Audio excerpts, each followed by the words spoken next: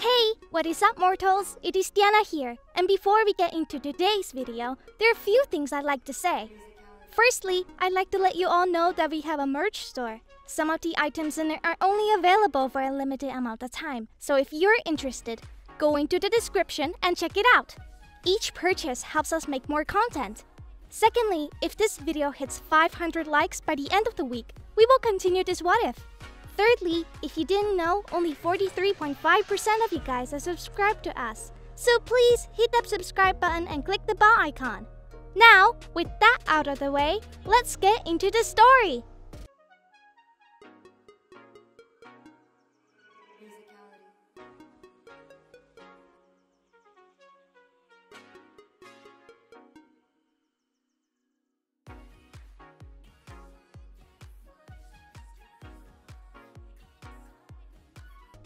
We continue right after the first match of combat training as Izuku, Bakugo, Uraraka, and Ida arrive at the observation room.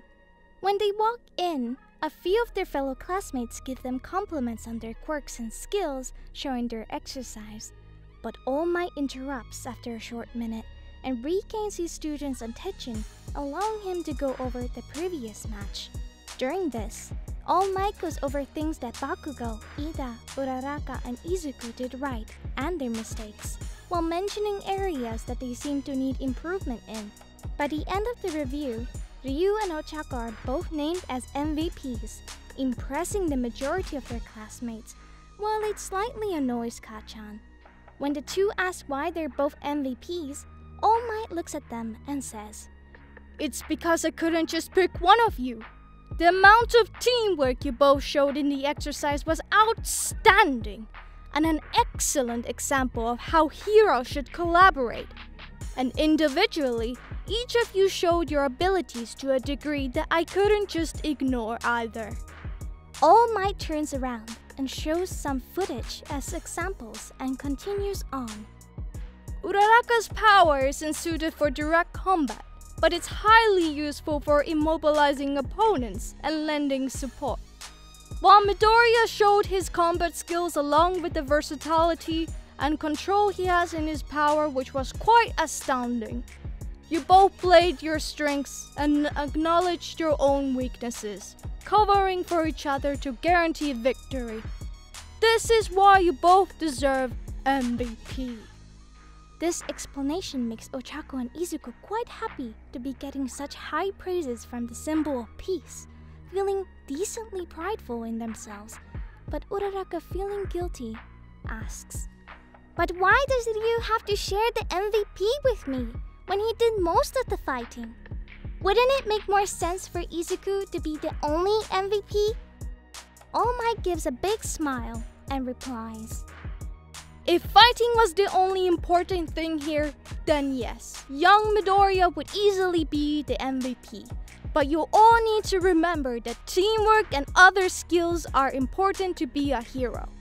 Plus, since Uraraka did capture the bomb and assisted her teammates so well, it wouldn't be right not to acknowledge those efforts. Your win was combined effort that you both earned." Hearing this does make Ochako feel better about being MVP, with Izuku giving All Might the chance to move on to the next match. Once the next two groups are announced, All Might tells them to head out for their exercise. The teams for this are Ojiro and Hagakure as the villains, while Soji and Todoroki are the heroes. But once the activity begins, it doesn't last very long, as Todoroki nearly instantly freezes the entire building, shocking everyone in the process with how powerful his quirk is, effortlessly ending the match by simply walking past his frozen opponents, capturing the bomb without any resistance. Once All Might calls the exercise as the hero win, Todoroki heats up his left side, quickly melting the ice, catching everyone by surprise. In reaction, they start talking about what his quirk could be, with some wondering if he has two quirks, when All Might informs them that Todoroki has the power that allows him to use ice on his right side and fire on his left. This intrigues the class, especially Bakugo and Izuku, who realize Todoroki will be some major competition for them to overcome further down the line. Later, as the remainder of the combat training is done, everyone gets a chance to see their fellow classmates' quirks and skills in action. This sort of helps them to speak to each other a little more, though it's mostly about the matches and a few other small things. Even Bakugo joins in for small conversations with some people like Kirishima and Yokoyami, mentioning nice things about their powers, but nothing really big happens, so it's overall fairly uneventful. By the end of the class, All Might tells his students that he'll need to get going, but commends them for a great first day of training. As he turns around to leave, All Might decides to lend a few words of encouragement before heading off. You all did a fine job. I see an extraordinary amount of potential from each and every single one of you. It shines like a bright light of hope for the future. I hope to see you all pass me one day and become symbols of peace for the entire world. With that being said, don't get too full of yourselves. You still have a long way to go. This is only the beginning of your training as heroes, so keep working hard. This short speech helps to pump up the class with enthusiasm, as All Might bolts away running down the hall to a room where he buffs down into his weak form, coughing up blood before heading to the teacher's lounge. Back with Class 1A, as they start heading to the locker rooms, still hyped up from All Might's speech and proud that he sees so much potential in them, many start to chat about a few different things, like why some wanted to become a heroes along, with some just talking to get to know each other better. While this is happening, All Might arrives at the teacher's lounge and sits on the couch trying to rest, when Principal Nezu walks happily greeting his newest teacher. This causes All Might to rush to his feet, but Nezu assures him that he doesn't have to, saying, "You're fine, Toshinori. Please rest. I wasn't actually looking for you, but I suppose while I'm here it'd be good to ask how your first class went." Toshinori relaxes as he sits back down and mentions that the class went well, without any hiccups at all. Once Nezu hops onto an adjacent couch, he turns to All Might saying that he's glad to hear that, but then curiously asks a question. "So how's your research for the successor going? Do you have any new options or ideas of who it should be?" Toshinori ponders for a brief moment and then replies with a slight grin on his face. I have to say there are a lot of students here with potential, other than Mirio. There are about 3 others, but I feel young Midoriya would be the best option. For many reasons, but the main is that he has the heart and spirit of a true hero. Nezu in response nods his head and says, "Ah yes, Izuku Midoriya. I've read his files. He's smart and has a powerful quirk that has actually caused some people to look at him as a villain. But despite that, and even with a fear of his own power, he wants nothing more than to do good." Nezu pauses as he stands up and walks over to the window before continuing. "He's quite the complicated young man, and I guarantee once he overcomes his fears, he'll be capable of doing so much. With One for All, he'd surpass you and become the new symbol of peace in no time. He'd be a great successor." All Might lays back on the couch and retorts, "Yeah, I know, but I need to wait until he's ready to inherit my power. He still has a lot of growing to do on his own, but in the meantime, I'll keep an eye out for the others, just in case he turns down my offer." Nezu turns back to Toshinori, agreeing with his assessment to hold off on offering One for All for the time. The small principal then mentions to All Might that he also needs to remember that his duties as a teacher come first, and reminds him to avoid any unnecessary work so he can be there for all of his students, which the number 1 pro reluctantly agrees to make sure to do. With that, Nezu leaves the tired Toshinori to rest. Before we get back into the story, I would like to say that we've got a second channel called Anime Deep Dive. Anime Deep Dive goes over the hard facts of anime presented. Now, in case you guys didn't know, we have a third channel called Anime Theory. Anime theory mainly focuses on a large variety of mind-boggling anime theories. If you're interested in content like this, please go check out the description below or click the icon in the top right corner. Now, with that out of the way, let's get back into the story. At the end of the day, many small friend groups have popped up in Class 1A thanks to the earlier discussions.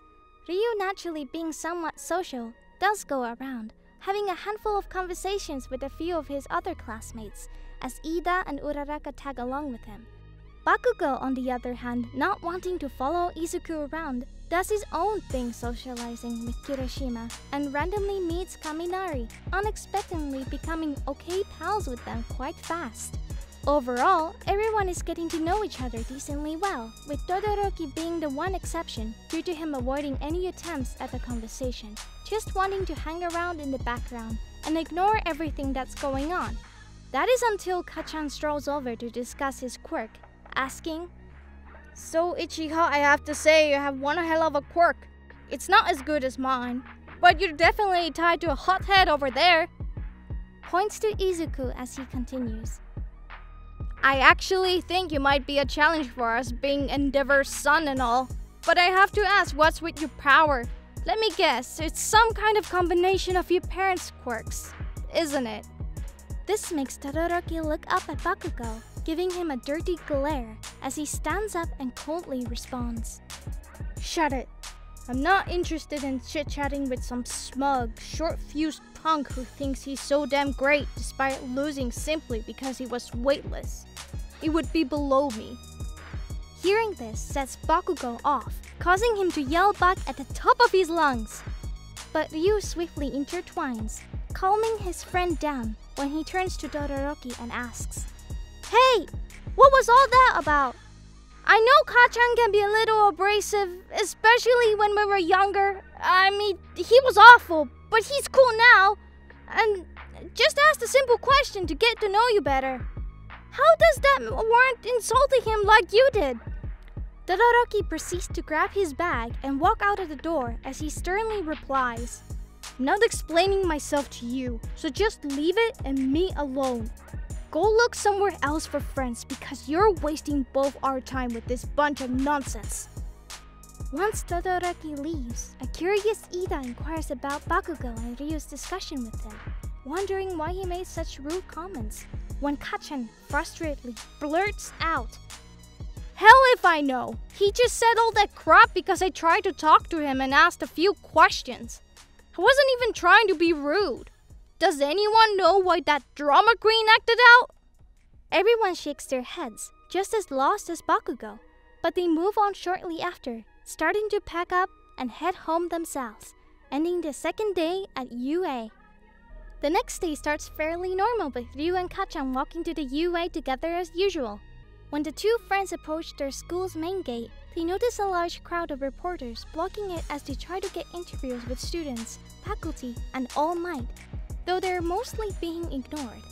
As Bakugo and Izuku move through the crowd, a handful of journalists attempt to ask them a few questions, but they barely give any responses in favor of just pushing them towards the gate, taking them a couple of minutes to finally enter the campus. Later, around the time classes are about to start for the day, Mr. Aizawa goes to the reporters, where they ask him to get All Might, but Aizawa just waves them off and tells crowd that they need to refrain from bothering his students and leave before heading back into the school. This only riles up some members of the press. One tries to storm through the gate out of frustration, but is halted by the UA's barrier activating, effectively closing off the campus, or so it seems.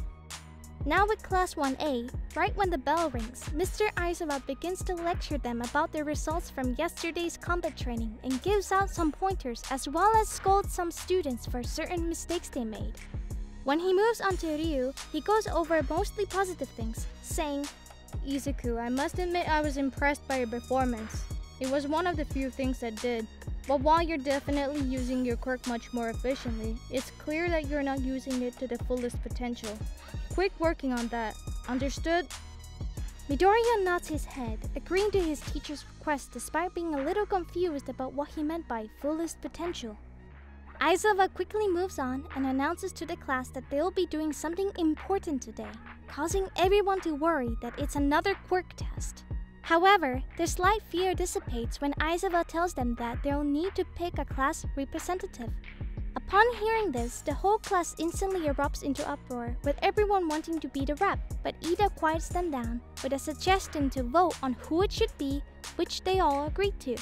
When all the votes are tallied up, the results reveal that Izuku is chosen to be the rep, getting up to 7 votes in total, due to quite a number of different things. While the second most votes went to Bakugo, who got 3 votes, beating Yaoyorozu by 1. Now Kachan did vote for himself, but he got the other 2 votes from Kirishima and Kaminari thanks to him making a decently good impression on them. Ida along with Momo are a little hurt about losing, though everybody in the class is generally fine with the outcome.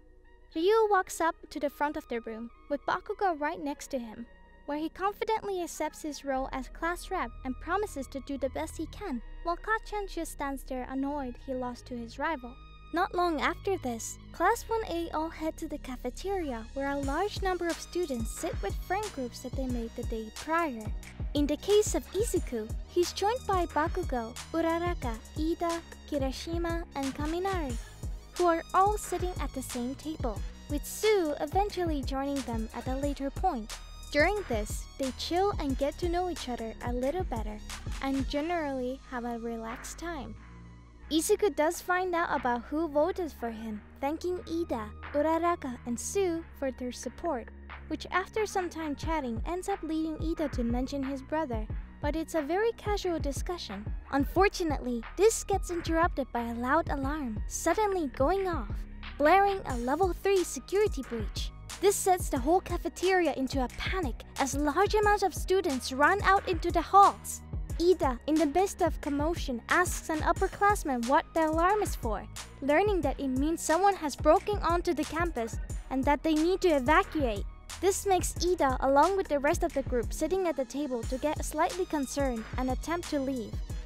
Once they step out into the hall, wave after wave of panicking students engulfing them, causing the group to get trapped in the stampede towards the exit, forcing everyone to get separated in the process, leaving Ida alone to crawl his way to the nearest window in order to figure out exactly what's going on. When Ida makes it to the window and looks outside, he realizes it's just the press somehow made it on the school grounds. Knowing this, he tries to yell over the panicked masses in order to clarify what's going on, but it's extraordinarily hard for anyone to hear him. And admittedly, Bakugo angrily shouting at the crowd, "Everyone, get your shit together already and stop being such cowards! I'm this close to blowing you all up if you don't!" Wasn't helping the situation, but luckily Ida notices Uraraka and asks her to make him float so he can get everyone's attention, which she does in a heartbeat. With Ida now floating above the crowd, he uses his quirk to boost towards the exit, getting everyone's attention as he informs them that the reporters are the ones who set off the alarm, managing to finally get control of the situation. Right as this happens, the police show up and remove the press from the campus while everyone is sent back to their classes to finish up the rest of the day. Back with the Class 1A, as Izuku is beginning to discuss who the other class officers should be, he mentions Ida's actions and recommends that he should be one or an extra deputy with Bakugo. After a brief vote, the majority of the class agrees to make Ida a deputy, causing him to stand up and thank everyone for putting their trust into his abilities. The rest of the day goes on with nothing too extraordinary happening for the students at UA, but it's different for the principal, All Might, and a few other faculty members as they inspect the gate. Noticing that it was nearly turned to dust by a powerful Quirk, even All Might is surprised by this, and wonders if this is a glimpse of something to come. The others have the same thought cross their minds. The staff decides to keep their concerns hidden and play out a remainder of their day calmly, ensuring that the students aren't freaked out when they all finally head home, ending this all day. That's going to be it for today's video. Thank you for watching the video to the end. Now there are a few more things I'd like to go over before the video ends. On the behalf of We Are the Celestials, I'd like to thank the writer for this video, as well as the editors for this video. Their details will be in the description. If you're a voice actor, editor, or writer, or you're interested in becoming one of those, go to the Discord that is in the description of this video and hit up the head of one of those areas. We're always looking for members to join us. Thank you all for watching, and don't forget to hit that subscribe button if you're interested, and hit that like button if you liked the video. Until next time, peace out mortals, have an amazing day!